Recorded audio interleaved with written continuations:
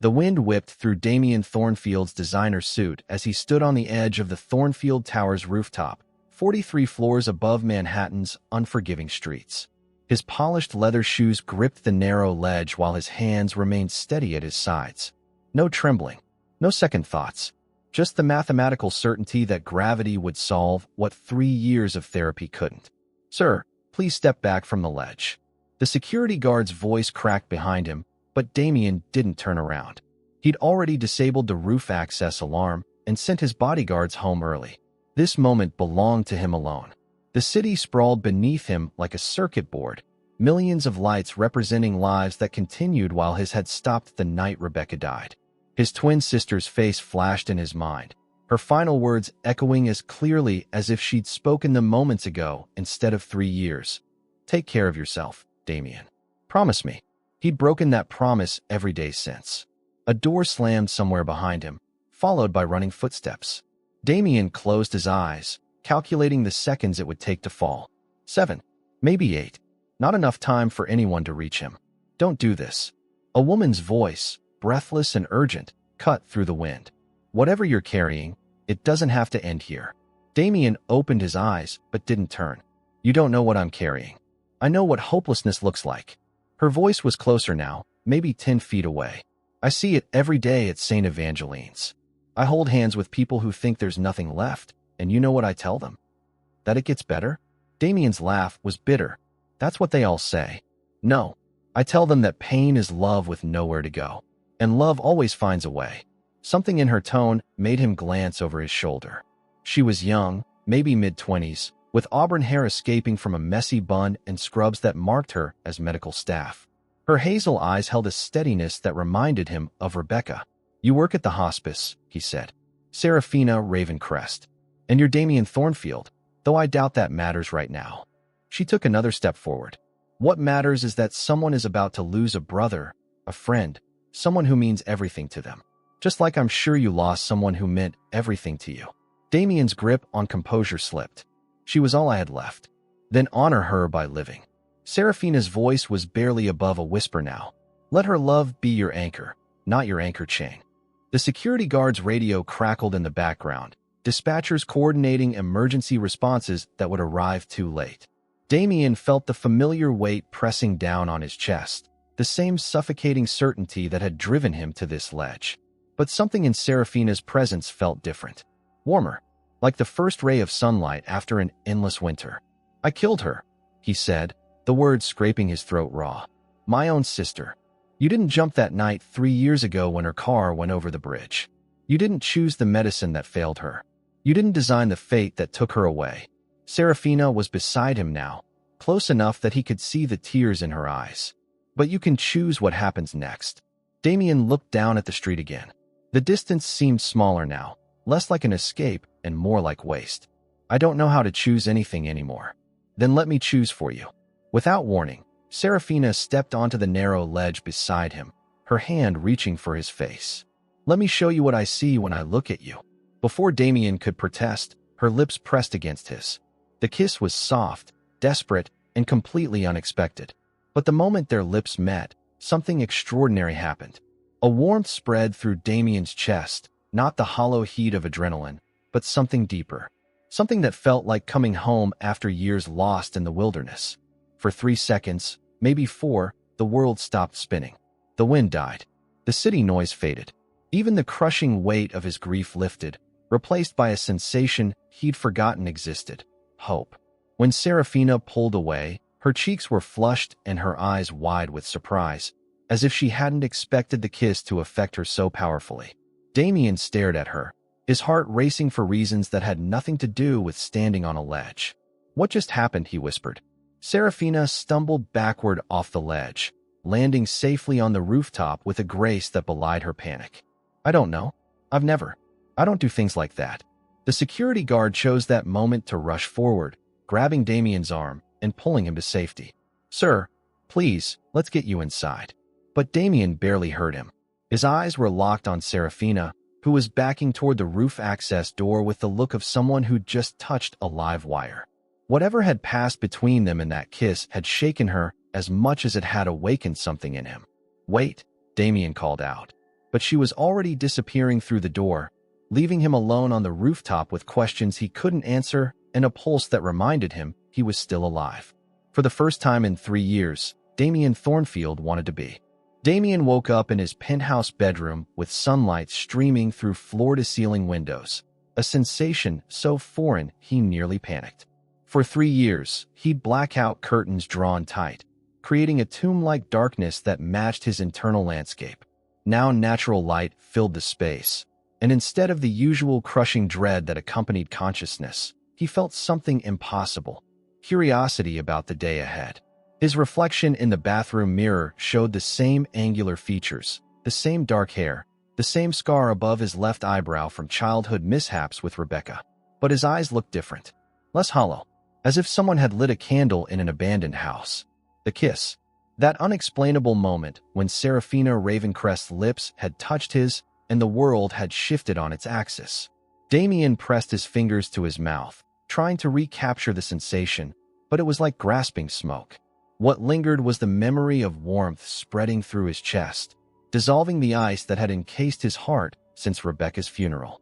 His phone buzzed with 17 missed calls from his assistant, his lawyer, and the head of security. The rooftop incident would require damage control, but for once, corporate crisis management didn't feel like the most important thing in his world. Marcus Webb, his longtime friend and head of security, knocked on the bedroom door before entering without permission. "Jesus, Damien. When Henderson called me about last night, I thought." He stopped mid-sentence, studying Damien's face with confusion. "You look different." "I feel different." "Different how?" "Because attempting suicide and then sleeping 12 hours straight isn't exactly reassuring behavior." Damien walked to the windows overlooking Central Park, where early morning joggers traced familiar paths through autumn leaves. There was a woman, a nurse from St. Evangeline's Hospice. "She talked me down." Henderson mentioned her in his report. "Serafina Ravencrest, 23, works as a volunteer coordinator. Clean background, no criminal record, no obvious connection to you or Thornfield Pharmaceuticals." Marcus paused. "She kissed you." Henderson saw that. "Security cameras caught everything. The footage is already secured and will never see daylight." "But Damien, what the hell happened up there? You were ready to jump, and then this random woman appears, and suddenly you're making out on a ledge." The question Damien couldn't answer himself. He remembered the kiss, remembered the inexplicable surge of hope that followed, but the mechanics of it defied logic. "I need to find her." "Why?" "Because she saved my life." Marcus crossed his arms, slipping into protective mode. "Or she's running some kind of elaborate con. Think about it. Mysterious woman appears at your lowest moment, performs some dramatic rescue, and now you're obsessed with her? It's textbook manipulation." But Damien was already moving toward his walk-in closet, selecting clothes with more care than he'd shown in years. "Run a full background check. I want to know everything about her family, her education, her financial situation, her medical history. But do it quietly. This is a mistake. Maybe, but it's my mistake to make." Within 2 hours, Marcus had compiled a comprehensive dossier on Serafina Ravencrest. The information painted a picture of someone almost too good to be true. Scholarship student at Columbia Nursing School, volunteer work at 3 different hospices, no debt despite modest family income, and a reputation among colleagues as someone who could comfort the most difficult patients. Her supervisor at St. Evangeline's calls her gifted, Marcus read from his notes. Says patients respond to her in ways they don't respond to other staff. Some kind of natural healing presence. Damien studied the photographs Marcus had obtained. Serafina leaving the hospice after a night shift, her auburn hair catching morning light. Serafina at a coffee shop near Columbia, books spread across a small table, completely absorbed in her studies. In every image, she radiated a quiet strength that seemed to draw people toward her. "There's something else," Marcus continued. "Her family history gets murky past her grandparents. The Ravencrest name appears in some old New England records, but then vanishes for decades before reappearing when her father was born." "What kind of records?" "Medical journals, mostly. References to what they called natural healers in small Massachusetts towns during the early 1900s. Could be coincidence, could be folklore, but the name keeps showing up in connection with people who had unusual abilities to comfort the sick and dying." Damien absorbed this information while staring out at the city where Serafina was somewhere going about her normal life, unaware that she'd fundamentally altered the trajectory of his. The rational part of his mind agreed with Marcus about potential manipulation, but his instincts insisted otherwise. The woman who'd stepped onto that ledge had been as surprised by the kiss as he was. Her shock had been genuine. Set up a meeting, he decided. Damien, you can't just approach random people and demand explanations for their behavior, especially when your behavior was attempted suicide. Then make it seem natural. A charitable donation to the hospice. A tour of their facilities. I don't care how you arrange it, but I need to see her again. Marcus recognized the tone that ended all arguments. I'll make some calls. But before Marcus could devise a strategy, Damien's phone rang with a number he didn't recognize. When he answered, a familiar voice made his pulse accelerate. Mr. Thornfield? This is Serafina Ravencrest. I think we need to talk. Damien met her eyes across the small cafe in Greenwich Village, a location she'd chosen specifically because it was public but not crowded. Serafina sat with her back to the wall, hands wrapped around a ceramic mug that had long since gone cold. She'd been waiting 20 minutes, using the time to rehearse what she planned to say and failing repeatedly to find words for the impossible. You came, she said when Damien slid into the seat across from her. You called. I shouldn't have. This is probably the worst idea I've ever had, and considering I kissed a stranger on a rooftop last night, that's saying something. Damien studied her face, noting the dark circles under her eyes and the way her fingers trembled slightly around the mug. You didn't sleep either. Every time I closed my eyes, I kept feeling. She stopped, color rising in her cheeks. This is going to sound insane. Try me. I stood on a ledge for 30 minutes last night planning to jump. My threshold for insane is pretty high right now. Serafina took a shaky breath. When I kissed you, something happened. Something I've never experienced before. It was like I could feel your pain, actually feel it, and for just a moment, I was able to take some of it away. I felt it too. Like you pulled me back from somewhere very dark. That's not possible. People don't just absorb other people's emotions through physical contact. That's not how psychology works, or medicine, or anything else rational. But even as she said it, Serafina knew rationality had nothing to do with what had passed between them on that rooftop. She'd spent her entire life being the person others turned to for comfort, but she'd always assumed it was simply empathy and training. Last night had been different. Last night had felt like magic. What if it is possible? Damien asked quietly. What if some people are just built differently? Serafina met his eyes, seeing not the desperate man from the ledge, but someone who was genuinely trying to understand something that defied understanding. Then I'm in way over my head. 3 weeks after their coffee shop conversation, Damien found himself standing in the marble lobby of Thornfield Pharmaceuticals at 6 in the morning, arriving earlier than his usual early schedule. Sleep had become elusive since meeting Serafina, not because of the old nightmares about Rebecca, but because his mind refused to stop analyzing every detail of their subsequent encounters. They'd seen each other 4 times since that first cafe meeting. Lunch at a quiet restaurant near the hospice.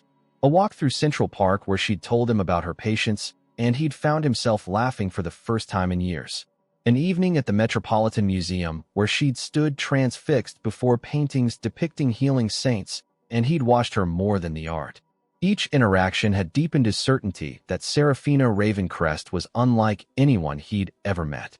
Sir, his assistant, Jennifer, appeared at his elbow with the morning briefings.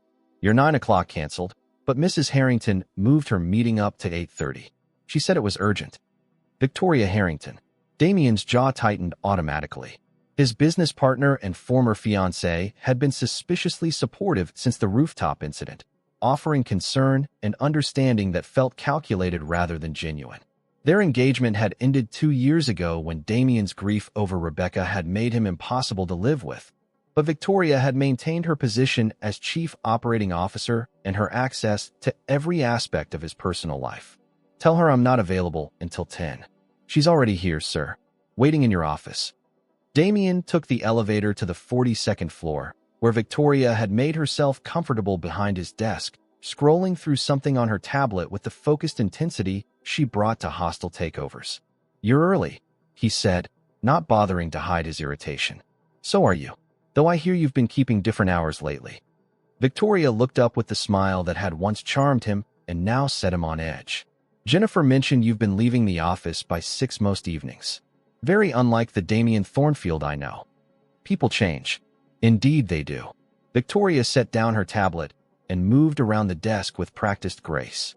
At 34, she remained strikingly beautiful, her blonde hair always perfectly styled, her designer suits impeccably tailored. Which brings me to why I'm here. I've been doing some research into your new friend. Damien's blood chilled. What research? Serafina Ravencrest. Such an unusual name, don't you think? Almost gothic. I was curious about someone who could have such a profound effect on a man I've known for 8 years. Stay away from her, Victoria. Oh, Damien. You always assume the worst of me. Victoria perched on the edge of his desk, close enough that her perfume filled the space between them. I'm simply looking out for your interests. And what I discovered is quite fascinating. She opened a manila folder and spread several documents across the desk surface. Birth certificates, medical records, genealogical charts that traced the Ravencrest family back 4 generations. The public records for Serafina are exactly what you'd expect from a middle-class nursing student. But dig deeper into her family history, and things become intriguing. Victoria pointed to a faded document dated 1923. Her great-great-grandmother, Evangeline Ravencrest, was institutionalized in Massachusetts for what they called hysteria and claims of supernatural healing abilities. Damien studied the document, noting the careful handwriting that detailed accusations of witchcraft and reports of patients recovering impossible recoveries after Evangeline's touch. There are similar records for other women in the family line, Victoria continued. Always the same pattern, accusations of unnatural healing, followed by persecution, followed by the family disappearing to reinvent themselves somewhere else. The Ravencrest name vanishes from public records for decades, then reappears when Serafina's grandfather settled in upstate New York in 1960. What's your point? My point is that your miracle woman comes from a long line of women who believe they possessed supernatural abilities. Mental illness runs in families, Damien. So does delusion. But even as Victoria spoke, Damien remembered the sensation of Serafina's kiss, the way his despair had lifted like fog burning off in morning sunlight. What he'd experienced hadn't felt like delusion. I won't have you investigating someone who helped me. Someone who helped you. Or someone who's manipulating you? Victoria's voice sharpened. Look at this objectively. You were at your lowest point, completely vulnerable, and a mysterious woman appears with exactly the right words to save you. Then she contacts you directly, draws you into a relationship, and suddenly you're a different person. Doesn't that strike you as convenient? Damien gathered the documents and handed them back to her. It strikes me as none of your business. Everything that affects you affects this company. And this company employs 8,000 people whose livelihoods depend on your decision-making abilities. Victoria stood and smoothed her skirt. I'm not asking you to cut contact with her. I'm asking you to be careful. After Victoria left, Damien spent an hour staring out his office windows at the city below, trying to reconcile what he'd learned about Serafina's family with what he knew about Serafina herself. The historical records suggested a pattern of women who claimed healing abilities, but they also showed a pattern of persecution that had driven the family into hiding for generations. His phone buzzed with a text from Serafina. Can we meet tonight? There's something I need to tell you. The timing felt ominous. Had she somehow sensed Victoria's investigation? Or was she finally ready to explain what had really happened on that rooftop? They met at the same cafe in Greenwich Village, but this time Serafina's demeanor was different. She sat rigidly upright, her hands folded in her lap, her usual warmth replaced by nervous energy that made the air around their table feel charged. I've been researching my family, she said without preamble. After what happened between us, I needed to understand if there was some precedent for it. And there is. Serafina pulled out a leather journal, its pages yellowed with age. This belonged to my great-grandmother. She wrote about having what she called the gift of comfort, the ability to ease suffering through touch. Damien examined the journal entries, written in careful script that detailed encounters with patients who experienced miraculous recoveries after physical contact with the writer. She was careful never to claim she was healing people, Serafina continued.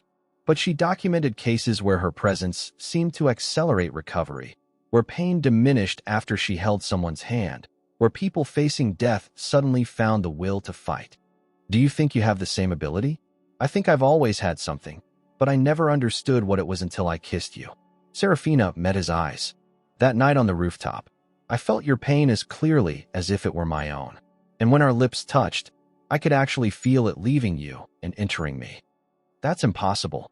So is falling in love with someone you've known for 3 weeks. But here we are.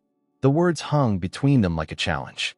Victoria Harrington sat in her penthouse apartment overlooking the Hudson River, a glass of Dom Perignon in one hand and a secure phone in the other.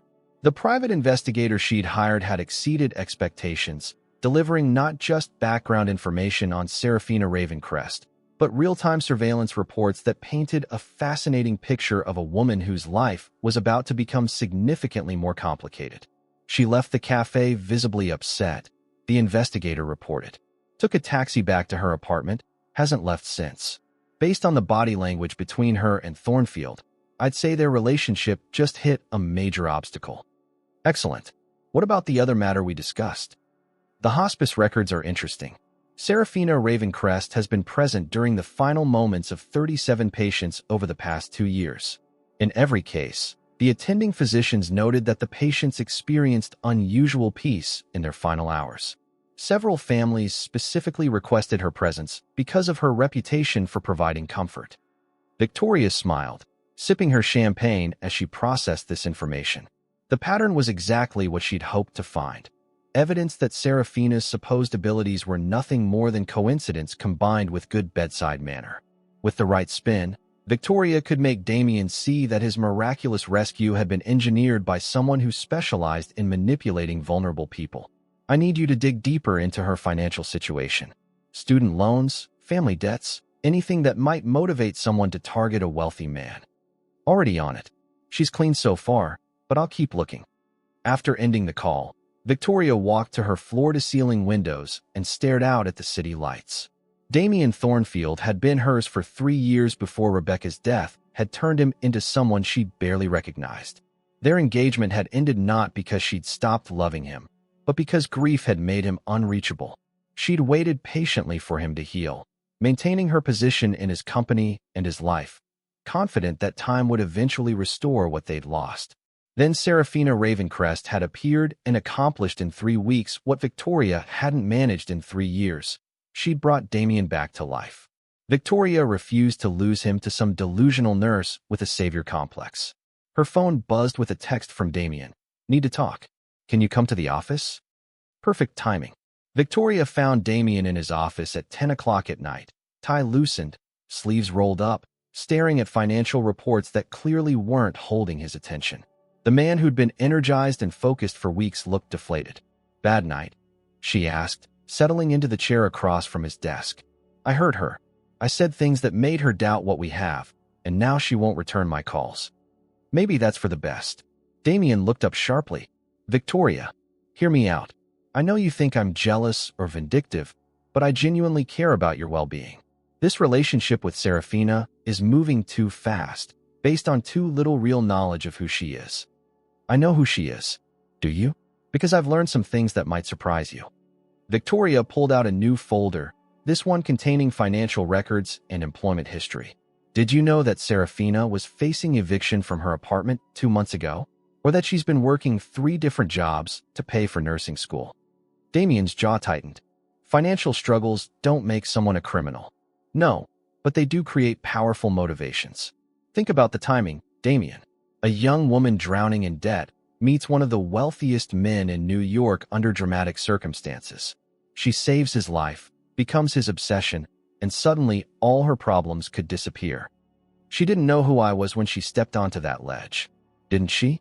Your face has been on the cover of Forbes 3 times. Your building has your name on it in letters 10 feet tall. Even if she didn't plan the encounter, she certainly recognized an opportunity when she saw one. Victoria watched Damien process this information, noting the way his shoulders sagged as doubt crept back into his expression. She'd been planting seeds of suspicion for weeks, and tonight's argument with Serafina had made the ground fertile. There's something else, Victoria continued, her voice gentle now, almost reluctant. The private investigator spoke to some of her colleagues at the hospice. They love her, everyone agrees she's wonderful with patients, but there are concerns about her emotional stability. What kind of concerns? She sometimes claims to feel patients' emotions as if they were her own. She talks about absorbing their pain, taking their suffering into herself. Her supervisor is worried about burnout, but some of the staff think it's more serious than that. Victoria pulled out a printed email from the hospice director. This was sent to HR 3 weeks ago, expressing concern about Serafina's claims of supernatural empathy. They're considering requiring her to undergo psychological evaluation. Damien read the email twice, his face growing paler with each word. The document outlined exactly what Serafina had described to him, an unusual ability to sense and somehow absorb others' emotional pain. But framed in clinical language by concerned supervisors, it sounded less like a gift and more like mental illness. "I'm not showing you this to hurt you," Victoria said softly. "I'm showing you because I care about you too much to watch you get involved with someone who might not be mentally stable. Get out. Damien, get out of my office, Victoria. Now." But Victoria had accomplished her goal. She could see the doubt in Damien's eyes, the way her revelations had poisoned his certainty about Serafina. By tomorrow, he'd be questioning every moment they'd shared, wondering if what he'd interpreted as supernatural connection was actually the delusion of a disturbed woman. The next morning, Serafina stood in the shower of her tiny studio apartment, letting hot water wash away another sleepless night. She'd replayed her conversation with Damien dozens of times, analyzing every word, every expression, every moment when she'd seen doubt creep into his eyes. The pain of his mistrust had been almost as sharp as the emotional anguish she regularly absorbed from her patients. Her phone had been ringing all night, Damien calling, texting, leaving voicemails that she couldn't bring herself to listen to. Whatever apology he wanted to offer wouldn't change the fundamental problem. He didn't believe in what they shared. A knock at her door interrupted her thoughts.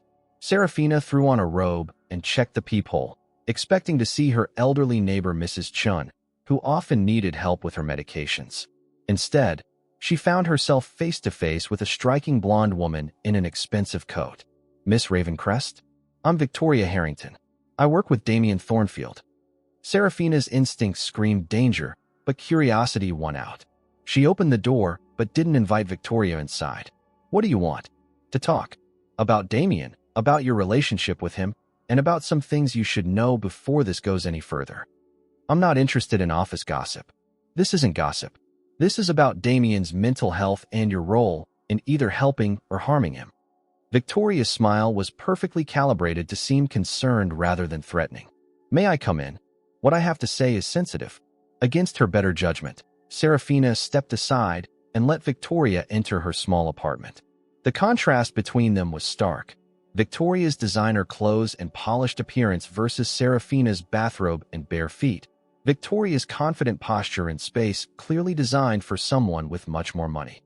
"You have a lovely home," Victoria said, though her tone suggested otherwise. "What do you want to tell me about Damien?" Victoria sat uninvited on Serafina's small couch. "How much do you know about his sister's death?"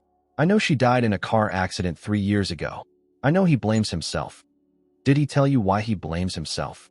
Serafina felt a chill that had nothing to do with her damp hair. "No. Rebecca Thornfield died because of a medication produced by Damien's company, a drug he personally approved despite concerns from the research team. She was taking it for a rare autoimmune condition, and it caused the seizure that sent her car over that bridge." The words hit Serafina like physical blows.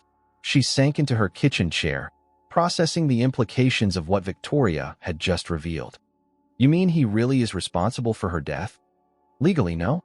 The drug had passed FDA approval, and Rebecca was warned about potential side effects. But morally?" Victoria shrugged.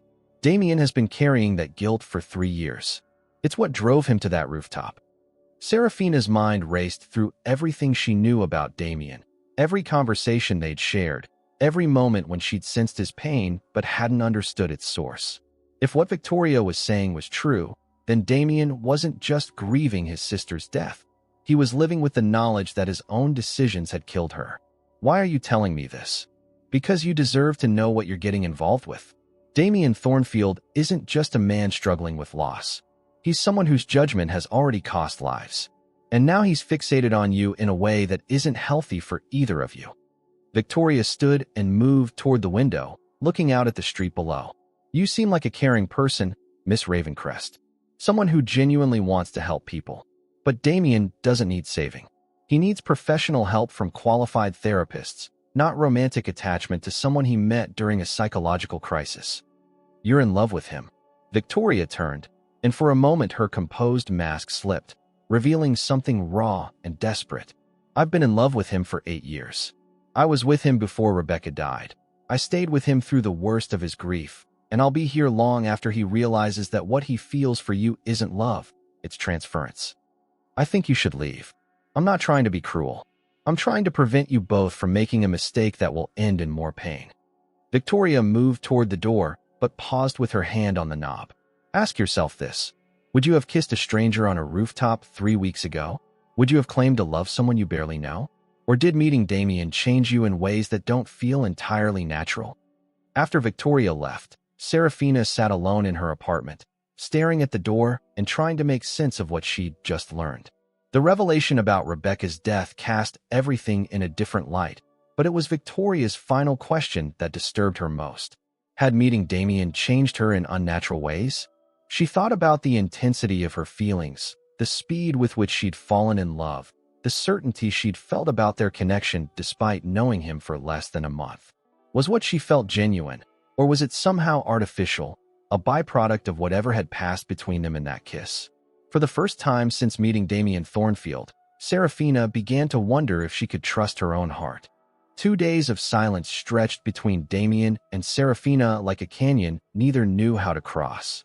Damien had stopped calling after his 15th unanswered voicemail, and Serafina had avoided every route through the city that might bring her near Thornfield Tower. But the absence of contact didn't diminish the pull they felt toward each other. If anything, the forced separation intensified their connection. Serafina threw herself into work at St. Evangeline's, spending double shifts with terminal patients who needed her gift for comfort. But even surrounded by people who genuinely required her help, she couldn't stop thinking about Damien's doubts and Victoria's revelations. The weight of what she'd learned about Rebecca's death pressed against her chest like a physical ache. She was sitting with Mrs. Eleanor Fitzgerald, an 82-year-old woman dying of pancreatic cancer, when her carefully maintained composure finally cracked. "You're troubled, dear," Mrs. Fitzgerald said, her voice barely above a whisper, but her eyes sharp with the clarity that sometimes comes to people nearing death. "I'm fine, Mrs. Fitzgerald. We're here to focus on you." "Nonsense. I've been dying for 3 months. It's gotten quite boring, actually. Tell me about whatever's breaking your heart." Serafina found herself pouring out the entire story. The rooftop encounter, the inexplicable connection she felt with Damien, the doubts and accusations that had followed. Mrs. Fitzgerald listened without judgment, occasionally patting Serafina's hand with fingers that felt like paper. "Do you love him?" Mrs. Fitzgerald asked when Serafina finished. "I thought I did. But now I'm not sure if what I feel is real or if it's some kind of psychological reaction to trauma." "Oh, my dear girl. Love isn't something you think your way into or out of. It's something you feel in your bones, in your blood, in the spaces between your heartbeats. If you have to ask whether it's real, then you already know the answer." Before Serafina could respond, Mrs. Fitzgerald's monitor began beeping erratically. Nurses rushed in, but they were too late. Eleanor Fitzgerald died holding Serafina's hand, her final words echoing in the sudden silence. "Trust your heart, not your head." Meanwhile, across the city, Damien was discovering that Victoria's investigation had been more thorough than she'd initially revealed. A manila envelope appeared on his desk containing photographs of Serafina at the hospice, copies of her academic records, and detailed financial information that painted a picture of someone struggling to survive in an expensive city. But it was the medical records that stopped him cold. Serafina had been hospitalized twice during her childhood for what doctors had termed empathic episodes. The first incident, at age 7, occurred after she'd visited her dying grandfather.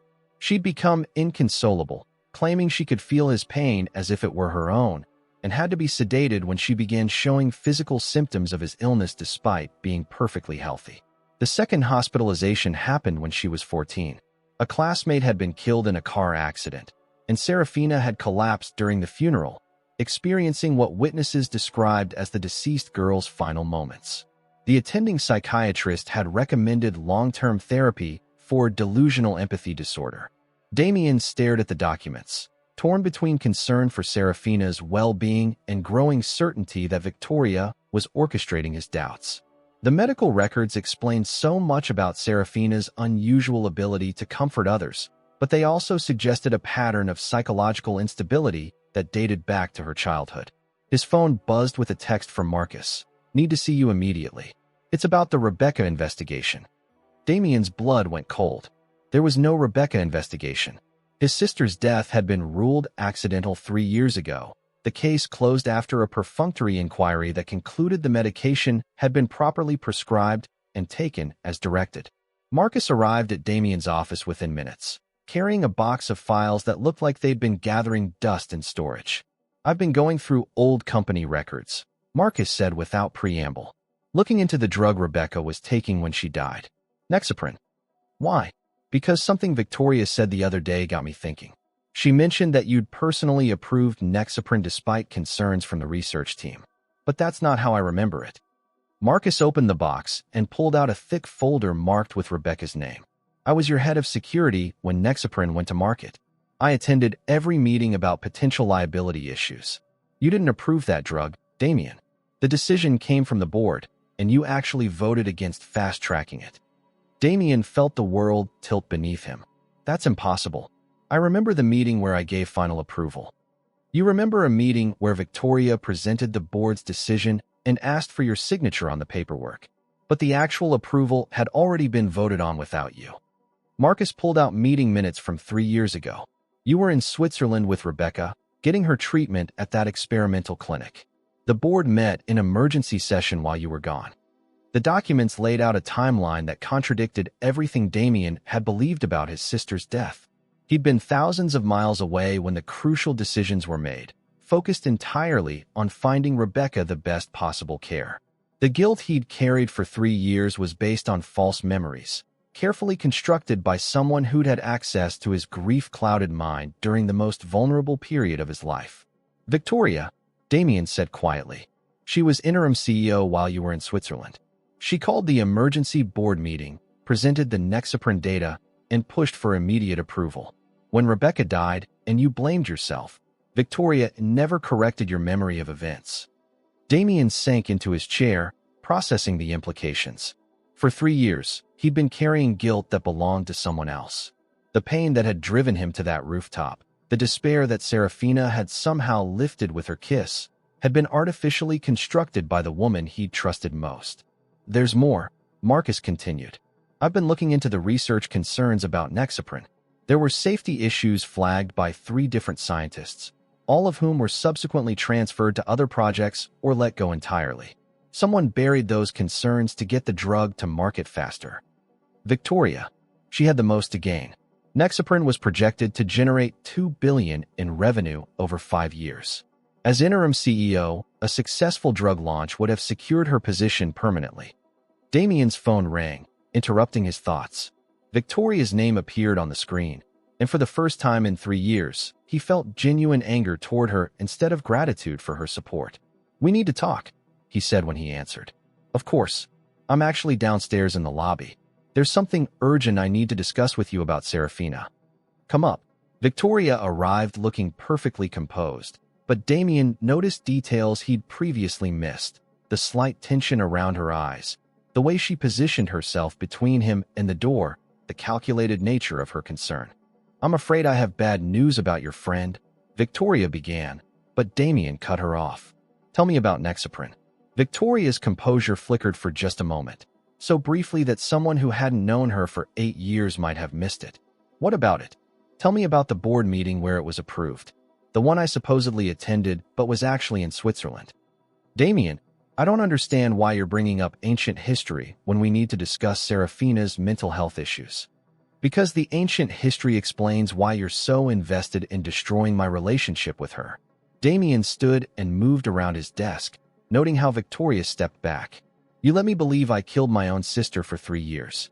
You built my guilt, fed my self-hatred, and positioned yourself as the only person who truly understood my pain. That's not true, isn't it? You were interim CEO when Nexaprin was approved. You pushed it through despite safety concerns. When Rebecca died from complications related to that drug, you let me take responsibility for decisions you made. Victoria's mask finally slipped completely, revealing something cold and calculating beneath her polished exterior. Rebecca was going to die anyway. The autoimmune condition was terminal. Nexaprin gave her 6 extra months of life. Nexaprin gave her seizures that killed her, a side effect that occurred in less than 1% of patients. Rebecca was unlucky. Rebecca was your test case. You used my dying sister to validate a drug that should never have reached the market. Damien's voice was deadly quiet now, and when she died, you saw an opportunity to control me through guilt. Victoria moved toward the door, but Marcus appeared in the doorway, blocking her exit. You're not thinking clearly, Victoria said, desperation creeping into her voice. Your obsession with Serafina is clouding your judgment. She's not what she seems, Damien. The medical records, the financial pressure, the way she appeared at exactly the right moment to save you. The way she appeared to save me from the suicide you drove me toward through 3 years of psychological manipulation. I love you. Everything I did was to protect you, to help you heal. You love controlling me. There's a difference. Victoria straightened, and for a moment Damien saw the woman he'd once planned to marry. Brilliant, ambitious, and utterly ruthless when cornered. You'll destroy everything, she said. The company, your reputation, the lives of 8,000 employees. All for some delusional nurse who thinks she has magical healing powers. Get out. Damien, get out of my office, out of my company, and out of my life. Marcus will escort you. After Victoria left, Damien sat alone in his office, staring at the city below and thinking about Serafina. He'd spent 2 days questioning their connection, wondering if his feelings were somehow artificial or manipulated. Now he understood that his doubts had been the manipulation, carefully planted by someone who'd already stolen 3 years of his life. He picked up his phone and dialed Serafina's number, praying she would answer. When the call went straight to voicemail, he tried the hospice. St. Evangeline's, this is Margaret. I need to speak with Serafina Ravencrest. It's urgent. I'm sorry, but Serafina left early today. One of our patients passed away, and she was quite upset. She said she needed some time to think. Damien hung up and grabbed his jacket. He knew where she'd gone. He found Serafina on the rooftop of her apartment building, sitting on the ledge with her feet dangling over the side. For a terrifying moment, he thought she was contemplating the same solution he'd considered 3 weeks ago. Then he realized she was simply watching the sunset, tears streaming down her face. Serafina. She turned, and he saw everything he needed to know in her eyes. Love, pain, confusion, and a desperate hope that he'd come to fight for what they had. Mrs. Fitzgerald died today, she said. She told me to trust my heart instead of my head, and then she died holding my hand. I felt her go, Damien. I felt her soul leave her body, and for just a moment, I knew what it was like to be at peace. Damien climbed onto the ledge beside her, just as she'd done for him 3 weeks ago. I know about Rebecca. I know about the drug, about Victoria's lies, about everything. She came to see me. Victoria. She told me you were responsible for your sister's death. I wasn't. Victoria was interim CEO when the drug was approved. She made the decision that killed Rebecca, then let me carry the guilt. Serafina turned to face him fully. Why would she do that? To control me. To keep me dependent on her support while she ran my company. Damien reached for her hand, and the moment their skin touched, he felt the familiar warmth that meant home. She saw you as a threat to that control. Maybe she was right too. Maybe I am dangerous for you. The only thing dangerous about you is how much I love you. They sat in silence as the sun set over Manhattan. 2 people who'd found each other in the darkness and were slowly learning to trust the light. Whatever supernatural connection existed between them, whatever doubts others might plant, the truth was simple. They belonged together. What happens now? Serafina asked. Now we stop letting other people define what we have. We stop questioning whether love at first sight is possible or whether healing through touch is real. We trust what we feel and see where it leads us.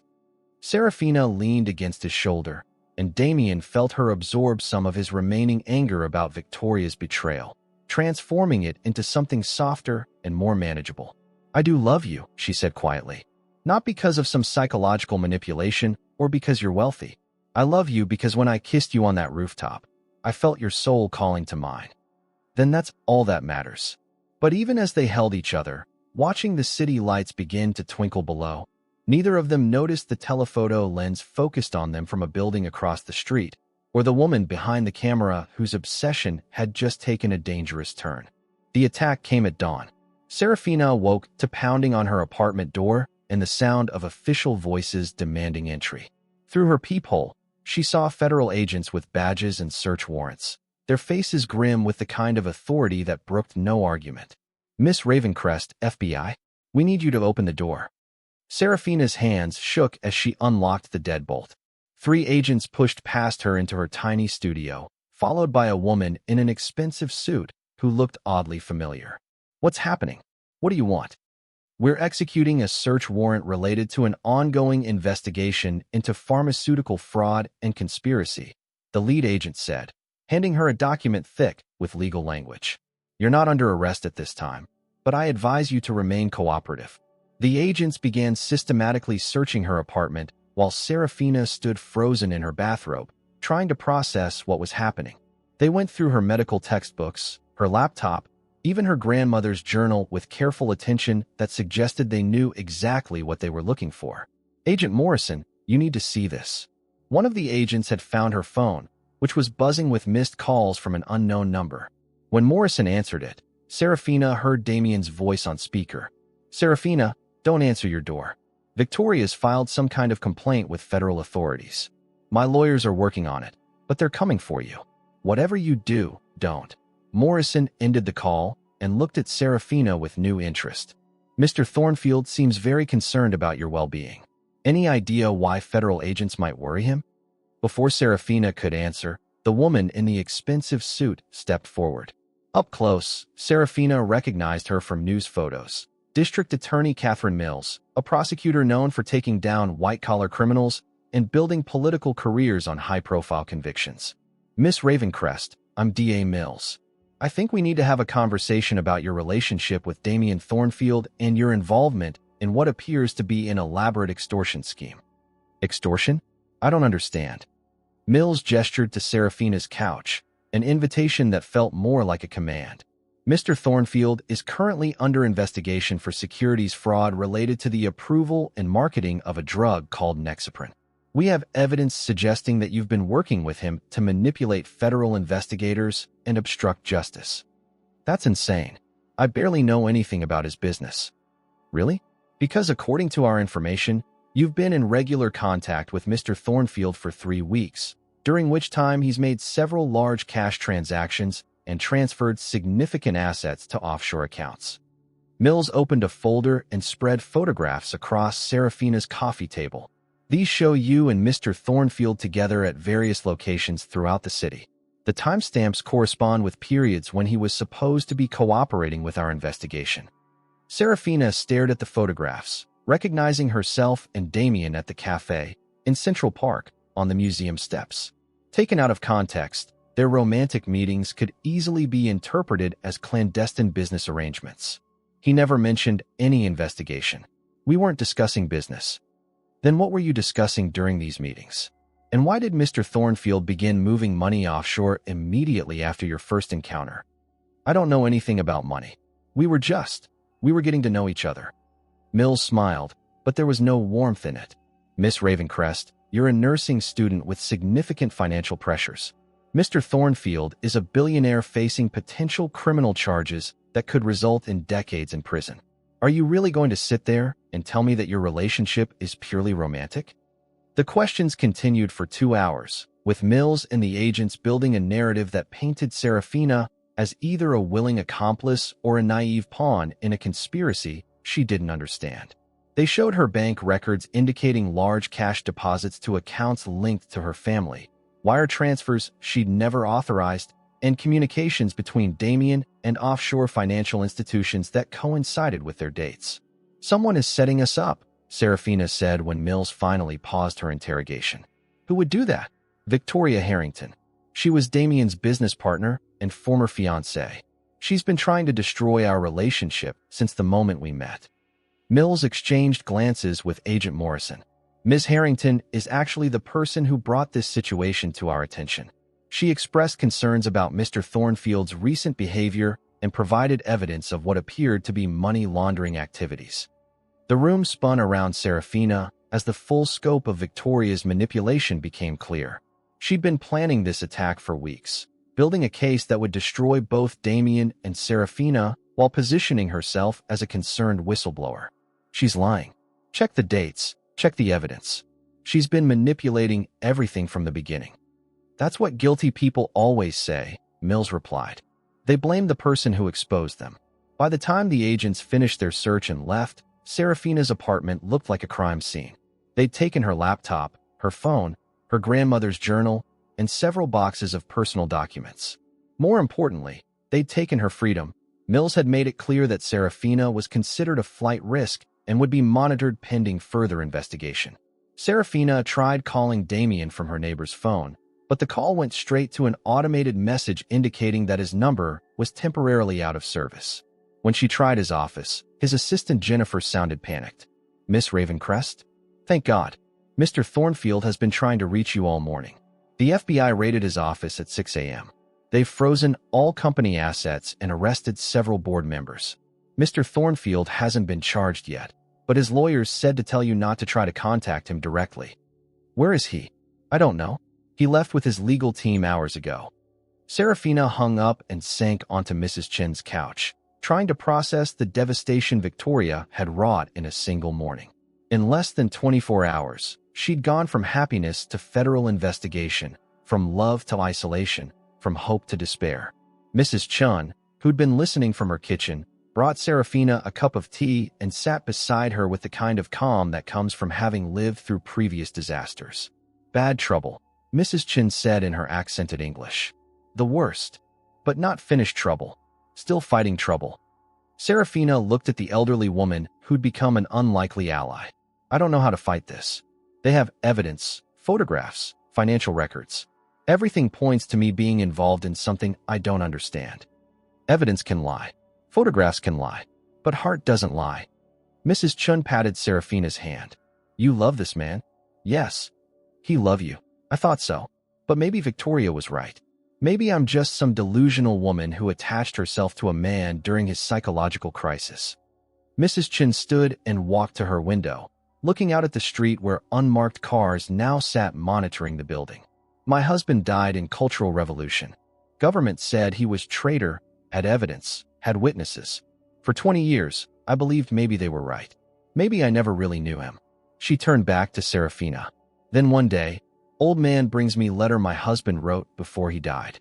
Hidden for 20 years because too dangerous to give me. Letter said he loved me, said he was innocent, said someday truth would come out." Mrs. Chin pulled a faded envelope from her kitchen drawer and showed it to Serafina. Evidence was lies. Witnesses were forced. But love letter was truth. "What are you saying?" "I'm saying evil people very good at making evidence. But they cannot make love. If you love him and he loves you, that is only truth that matters. Everything else is just paper and lies." That evening, as Serafina sat in her ransacked apartment trying to figure out her next move, she received an unexpected visitor. Marcus Webb appeared at her door, looking haggard and wearing clothes that suggested he'd been awake for 36 hours straight. "We need to talk," he said. "But not here. They're listening." Marcus led her to the roof of her building, where the wind would scatter their voices and the city noise would mask their conversation from any surveillance equipment. "Damien is gone," Marcus said without preamble. "Gone where?" "I don't know. After the FBI raid this morning, his lawyers advised him to disappear until they could sort out what Victoria has done. But before he left, he gave me something for you." Marcus handed her a small jewelry box. Inside was a simple silver locket with an intricate design that looked ancient. When Serafina opened it, she found a photograph of herself and Damien from their evening at the Metropolitan Museum. But more importantly, she found words engraved on the inside. "Love finds a way. D. He wanted you to know that none of this changes how he feels about you," Marcus continued. "And he wanted you to have something that belonged to his sister. That locket was Rebecca's. She always said it brought her luck." Serafina fastened the locket around her neck, feeling the silver warm against her skin. How bad is the situation? Bad. Victoria has been planning this for months, maybe years. She's built a case that makes Damien look guilty of securities fraud, money laundering, and conspiracy. She's positioned herself as the whistleblower who exposed the corruption, which means she'll probably end up running Thornfield Pharmaceuticals when the dust settles. And me? You're the key to her entire story. As long as you exist as evidence of Damien's supposed conspiracy, her narrative holds together. But if something were to happen to discredit you or remove you from the equation. Marcus didn't finish the sentence, but Serafina understood. Victoria needed her to remain a viable suspect to maintain the illusion of Damien's guilt, which meant Serafina was trapped in a role she'd never auditioned for, playing a part in someone else's twisted drama. There's something else, Marcus said. The financial evidence they showed you today? It's real. Someone did move money in Damien's name, did create offshore accounts, did make transactions that look like money laundering. Victoria has been systematically framing him for months. Can't his lawyers prove that? Maybe, eventually. But it'll take time, and Victoria is moving fast. She's already called a board meeting for tomorrow to remove Damien as CEO and install herself permanently. By the time the legal system sorts out the truth, she'll have consolidated power and destroyed both of you. Serafina looked out over the city lights, thinking about Mrs. Chin's story and the difference between evidence and truth. Somewhere out there, Damien was hiding, probably blaming himself for dragging her into this mess. Victoria was celebrating, confident that her carefully constructed lies would finally give her everything she'd wanted. And Serafina was left holding the pieces of a life that had been shattered by someone else's obsession. I need to see him, she said. That's impossible. Any contact between you two will be seen as further evidence of conspiracy. Then I need to stop her myself. Marcus studied her face in the dim light from the stairwell. That's dangerous. Victoria has already proven she's willing to destroy lives to get what she wants. If she sees you as a threat instead of a pawn, then I guess I'd better be very careful about how I threaten her. Serafina touched the locket at her throat, feeling Rebecca's presence like a blessing and a challenge. Love finds a way, Damien had written. It was time to find out if that was true. Serafina found Victoria in the executive boardroom of Thornfield Pharmaceuticals at midnight, working alone under harsh fluorescent lights. The building's security had been easy to bypass. Marcus had provided her with Damien's access codes, and the overnight guards recognized her from her previous visits. Victoria looked up from a stack of legal documents, showing no surprise at Serafina's appearance. If anything, she seemed to have been expecting this confrontation. Miss Ravencrest, I wondered when you'd show up here. We need to talk. Do we? I thought the FBI made our positions quite clear this morning. Victoria gestured to the chair across from her. Though I suppose you deserve an explanation before everything falls apart completely. Serafina remained standing, her hand unconsciously touching Rebecca's locket at her throat. You've been planning this since the night I saved Damien. I've been planning this since the night you stole him from me. Victoria's mask of professional composure slipped, revealing raw fury beneath. 3 years, Serafina. 3 years I spent helping him through his grief, supporting him through his guilt, being everything he needed while he was too broken to love anyone. And then you appear with your mysterious healing touch and your doe-eyed innocence, and suddenly I'm irrelevant. You made him believe he killed his own sister. I made him face reality. Rebecca was dying anyway. The drug gave her extra time, and yes, it ultimately caused complications that killed her. But Damien was so eager to blame himself that I barely had to encourage it. Victoria stood and walked to the floor-to-ceiling windows overlooking Manhattan. Do you know what it's like to love someone who's incapable of loving you back? To watch them choose death over life with you? I saved this company while he wallowed in self-pity. I built his empire while he planned his suicide.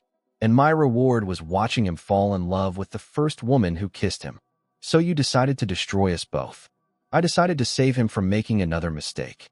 Victoria turned back to Serafina, her eyes bright with unshed tears. You think you love him, but you don't even know him. You've seen 3 weeks of a man trying to rebuild himself. I've seen 8 years of who he really is. As Victoria spoke, something extraordinary happened. The desperate emotion in her voice, the raw pain of unrequited love, created a connection that Serafina had never experienced before. Without warning, she felt Victoria's memories flooding into her consciousness as clearly as if she were watching a movie. She saw Victoria at 26, meeting Damien at a pharmaceutical conference, and falling instantly in love with his brilliant mind and wounded intensity. She felt Victoria's joy during their early relationship, her devastation when Rebecca's illness made Damien withdraw, her desperate attempts to maintain their connection as grief consumed him. But then the memories darkened. Serafina experienced Victoria's growing resentment as Rebecca became the center of Damien's world. She felt Victoria's rage when Damien chose to spend his final weeks with his dying sister instead of planning their wedding. Most horrifically, Serafina witnessed the moment when Victoria realized she could eliminate the competition. The memory hit her like a physical blow. Victoria in a sterile laboratory, carefully altering the Nexaprin formulation to increase the likelihood of seizures in patients with Rebecca's specific condition. Victoria presenting falsified safety data to the board. Victoria calculating that Rebecca's death would make Damien so dependent on her support that he'd never leave. "Oh God," Serafina whispered, staggering backward. "You didn't just approve a dangerous drug. You made it dangerous." Victoria's eyes widened. "What did you just say?" "I can see your memories. I can feel what you felt when you decided to kill Rebecca." Serafina pressed her hands to her temples, overwhelmed by the flood of images and emotions. "You sabotaged the drug specifically to hurt her." "That's impossible." But even as Victoria spoke, Serafina was experiencing more memories. Victoria hiring private investigators to monitor Damien's every move. Victoria planting evidence of financial crimes. Victoria meeting with DA Mills to craft a narrative that would destroy both Damien and Serafina while casting herself as a heroic whistleblower. "You've been planning to frame him for years," Serafina said, her voice stronger now. "The offshore accounts, the money transfers, the fake communications. You created all of it." Victoria backed away from her, fear replacing fury in her expression. "Stop it. Whatever psychological game you're playing, stop it right now. It's not a game. I don't know how or why, but I can feel your emotions, see your memories, and I can see the truth about everything you've done." Serafina moved closer, and Victoria retreated until her back hit the window. "You killed Rebecca because she was the only person Damien loved more than you. You drove him to attempt suicide because you wanted him completely dependent on your support. And when I saved him, when I gave him hope again, you decided to destroy us both rather than lose control. You're insane." "Am I? Then why are you terrified that I might be telling the truth?" Victoria's composure cracked completely. "Even if you could somehow know what you claim to know, it doesn't matter. The evidence against Damien is overwhelming. The FBI believes he's guilty. The board is voting tomorrow to remove him, and you're a suspected accomplice in federal crimes. Nobody will believe the word of a delusional nurse. Maybe not, but they'll believe documented evidence." Serafina pulled out her phone, which had been recording their entire conversation. Victoria's admissions, her emotional breakdown, her implicit confirmation of sabotaging the Nexaprin formulation, everything was captured in digital clarity. "You can't use that. It was recorded without my consent. In New York, only one party needs to consent to recording a conversation. I consented." Serafina backed toward the door, keeping the phone between them. "This recording, combined with what I know about your memories, should be enough to start a real investigation." Victoria lunged toward her, but Serafina was already moving. She ran from the boardroom with Victoria's screams echoing behind her, promising lawsuits and criminal charges and complete destruction. But Serafina was no longer afraid. For the first time since this nightmare began, she had hope. The truth was finally coming to light, and with it, the possibility of saving the man she loved. She just had to find him before Victoria's desperation drove her to even more extreme measures. Marcus was waiting in the parking garage with a car running and an expression of grim satisfaction. "Did you get what we needed?" "More than we needed." Serafina showed him the recording as they drove away from Thornfield Tower. She confessed to everything. Rebecca's murder, framing Damien, manipulating the investigation. All of it. How did you know she'd break down like that?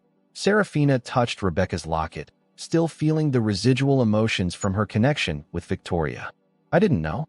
I just trusted that love would find a way to reveal the truth." "Where to now?" "Find Damien." He needs to know it's over. Marcus led Serafina to a small cabin overlooking the Hudson River, 2 hours north of Manhattan. Dawn was breaking as they arrived, painting the water in shades of gold and pink that reminded Serafina of hope returning after endless darkness. Damien stood on the wooden dock with his back to them, shoulders tense with the weight of a man who believed he'd lost everything that mattered. When he heard footsteps, he turned, and Serafina saw 3 weeks of anguish written across his face. "You shouldn't be here," he said, but his eyes drank in the sight of her like a man finding water in the desert. "They'll use this against you. They can't use anything against us anymore." Serafina closed the distance between them and placed her hands on his chest, feeling his heartbeat accelerate beneath her palms. "It's over, Damien." Victoria confessed to everything. She told him about the confrontation in the boardroom, about the memories she'd experienced, about the recording that would expose Victoria's crimes. As she spoke, Damien's expression transformed from despair to disbelief to cautious hope. She really killed Rebecca intentionally? She altered the drug formulation to increase seizure risk in patients with your sister's condition. She calculated that Rebecca's death would make you dependent on her support forever. Serafina's voice broke. I felt her satisfaction when she realized her plan was working. Damien pulled her into his arms, and for the first time in days, Serafina felt complete. The warmth that passed between them was stronger now, deeper, as if their forced separation had intensified their connection. "How is this possible?" Damien whispered against her hair. "The ability to see other people's memories, to feel their emotions as if they were your own. That's not normal human experience." "I don't know. Maybe it doesn't matter how it's possible, only that it is." Serafina pulled back to look into his eyes. "Your sister's locket helped somehow. When I wore it, I could feel her presence, her love for you, her desire to see you happy." Damien touched the silver locket at her throat.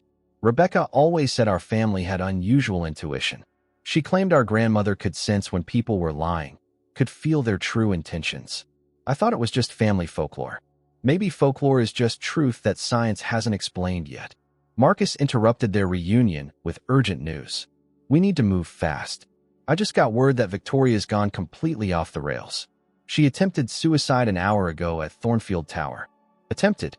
Security stopped her, but she's been hospitalized on psychiatric hold. Before they sedated her, she was ranting about supernatural abilities and mind reading. The FBI thinks she had a complete psychotic break.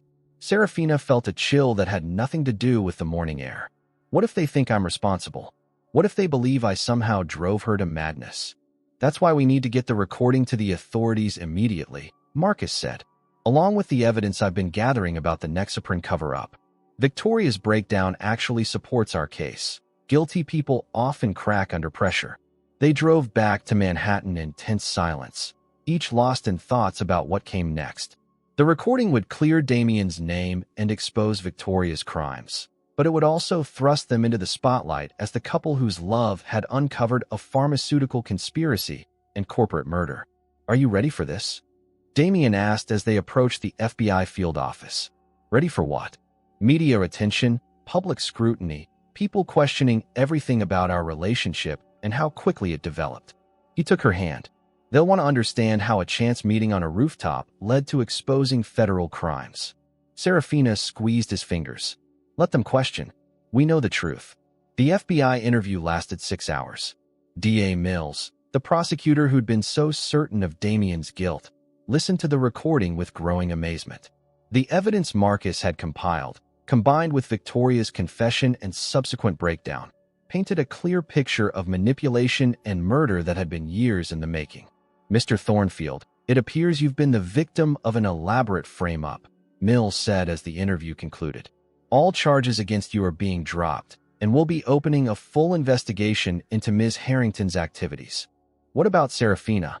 "Miss Ravencrest's only crime was falling in love with the wrong person at the right time."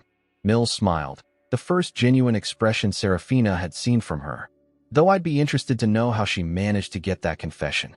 Victoria Harrington is one of the most controlled people I've ever met." Serafina and Damien exchanged glances. Some truths were too extraordinary to share with federal prosecutors. 6 months later, Serafina stood in the garden of Damien's estate in the Hamptons. wearing a simple white dress and Rebecca's silver locket. Autumn sunlight filtered through golden leaves as she walked toward the man who'd become her anchor in her adventure. The wedding was small, attended only by people who'd supported them through the darkest period of their lives. Mrs. Chen sat in the front row, beaming with satisfaction at seeing her prediction about love come true. Marcus served as best man, still amazed by how quickly their lives had transformed from corporate conspiracy to fairy tale romance. Do you, Damien, take Serafina to be your wife, to love and cherish in all circumstances, through joy and sorrow, in sickness and health? I do. Damien's voice was steady, but Serafina could feel his overwhelming happiness through their connection. In this life and whatever comes after. Do you, Serafina, take Damien to be your husband, to love and support through all of life's challenges, sharing your gifts and your heart completely? I do. Serafina looked into his eyes and saw their entire future. Children who inherited her empathic abilities, a pharmaceutical company rebuilt with ethical principles, a love that would deepen with every passing year. When they kissed, sealing their marriage, the warmth that passed between them was so intense that several guests commented later about feeling inexplicably happy in that moment, as if love itself had become contagious. That evening, as they danced alone on the terrace under stars that seemed unusually bright, Damien whispered against her ear, "No regrets about marrying a man you met on a rooftop?" "Only one regret," Serafina replied, her hand resting on her still flat stomach where twins were beginning to form, though she wouldn't know for certain for another few weeks. "What's that?" "That it took you so long to need saving." Victoria Harrington was sentenced to 25 years in federal prison for securities fraud, conspiracy, and second-degree murder. She never explained how Serafina had known about her memories, and the official record attributed her confession to psychological pressure and guilt. Some mysteries, Serafina reflected, were meant to remain mysterious. Love, after all, didn't require scientific explanation to change the world.